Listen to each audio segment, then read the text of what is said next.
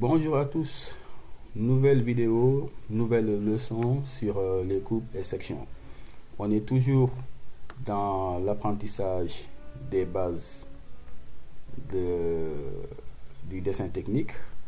Donc là, on va parler aujourd'hui des notions de coupe et de section. Donc dans ce cours, on va dans un premier temps commencer par voir ce qu'on appelle les coupes simples. On va expliciter à ce niveau les notions liées au plan de coupe, liées aux hachures, etc. Ensuite, on parlera en deux des coupes spéciales, comme les coupes brisées, que ce soit à plan parallèle ou à plan séquent, les coupes locales, etc. Également, on va évoquer le cas des sections qu'on a ici, avec ce qu'on appelle les sections sorties, les sections rabattues. Tout cela après avoir compris le principe des sections, qu'on ne doit pas confondre avec les coupes. Il y a une petite différence, une petite subtilité entre les deux. Et on finira par une carte mentale pour synthétiser l'ensemble des notions qu'on aura vues concernant les coupes et les sections. Voilà pour ce cours hyper important et très intéressant qui va nous permettre de mieux comprendre les bases du dessin technique après avoir évoqué tout ce qui est cadre, cartouche, éléments permanents, différents types de dessins, etc. Et après avoir vu aussi à la leçon numéro 2 les bases de la projection orthogonale. Donc là, on va approfondir un tout petit peu aujourd'hui. Voilà. On commence. Alors, qu'est-ce qu'on vise à travers cette leçon? On aimerait que vous appreniez comment une coupe peut fournir des informations les plus détaillées sur la structure interne d'un objet complexe. Ça peut être une seule pièce ou bien un ensemble de pièces, une machine par exemple, en montrant les parties cachées qui ne seraient pas visibles dans une vue classique. Deuxième objectif, à la fin de ce cours, on souhaite que vous maîtrisiez des techniques de représentation des coupes et des sections par le plan de coupe, les hachures, les coupes spéciales, ce qu'on appelle les sections sorties et les sections rabattues. On en reparlera dans ce cours. Mais tout ceci, au final, vous devrez être en mesure de l'appliquer, notamment pour la lecture et l'interprétation des dessins techniques qui utilisent les coupes et les sections aussi. Ou bien, de pouvoir faire la création de dessins en coupe afin de représenter des objets complexes. Alors ces objectifs vont vous aider à acquérir une compréhension solide en dessin technique, ce qui est essentiel dans de nombreux domaines tels que la maintenance des équipements, l'ingénierie, l'architecture, la conception de produits automobiles, la conception de produits dans l'automobile aussi, mais également le génie civil. Voilà.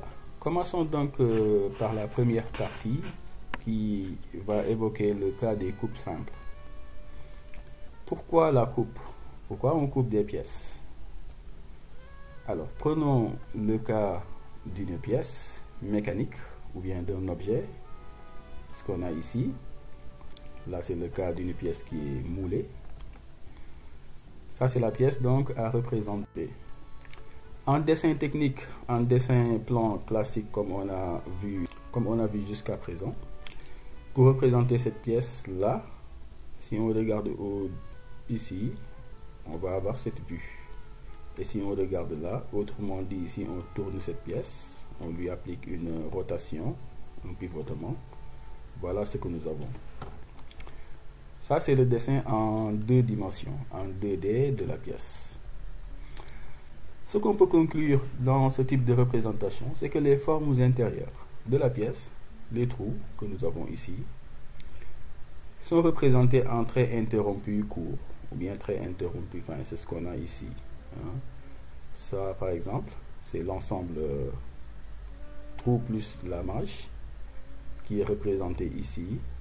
On ne le voit pas, on ne les voit pas lorsqu'on est à l'extérieur, raison pour laquelle on les a ici en trait interrompu. Pareil pour tout ce qui est forme intérieure, trait interrompu. Alors, une telle représentation sur certaines pièces ou même sur certains systèmes peut devenir complexe à décortiquer, à lire.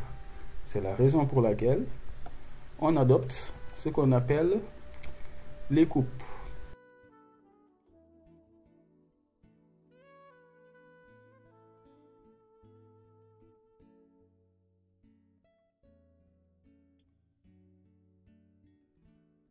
Et on imagine qu'on a une scie. Voilà pour l'exemple. La pièce, elle est là. Elle est coupée maintenant en deux avec une scie. On a deux parties de la pièce. Cette partie, elle est à jeter. On ne va pas la conserver. Maintenant, on va regarder ici. Avec cette coupe, on voit clairement tout ce qui est forme intérieure. Voilà. L'observation de l'élément coupé permet de visualiser les formes internes. On peut maintenant dessiner les formes intérieures de la pièce. Alors, comme c'est devenu visible, tout ce qui est forme intérieure, cette fois-ci, va être représenté par un trait continu fort. C'est ce que nous avons ici. On va voir. Alors là, si, en réalité, ça ne s'appelle pas scie, mais on l'appelle plutôt un plan de coupe, qui est matérialisé par cette ligne en trait mixte fin, voilà, qui part du point A jusqu'au point A. C'est ça qui représente la scie, qui coupe la pièce en deux. On indique pour le plan de coupe le sens de l'observation. Après avoir coupé, on va regarder dans ce sens-là, pour pouvoir représenter maintenant ce que l'on aura vu ici sur cette vue qui se nomme AA. Pourquoi AA? Parce que c'est une vue qui est le résultat de la coupe réalisée par le plan AA. Voilà. Là, on voit que les formes qui étaient cachées sont devenues visibles et sont représentées en traits continus forts ici. Là, pour le trou et le lamage, pareil ici. Les surfaces où la lame de scie rencontre de la matière sont hachurées. C'est la zone de matière. Les hachures, c'est partout où on a un contact entre la scie et de la matière. Les hachures sont ce qu'on a ici. Voilà pour le principe et pour la représentation normalisée. Il faut retenir que les coupes ont pour utilité, entre autres, de nous montrer les formes intérieures d'une pièce. Toutes les zones hachurées d'une pièce ont le même type de hachure. On a la même inclinaison partout, on a le même espacement entre les hachures ici sont représentées en traits continus fins, comme on l'avait vu au premier chapitre concernant les bases sur le dessin technique, en ce qui concerne les traits.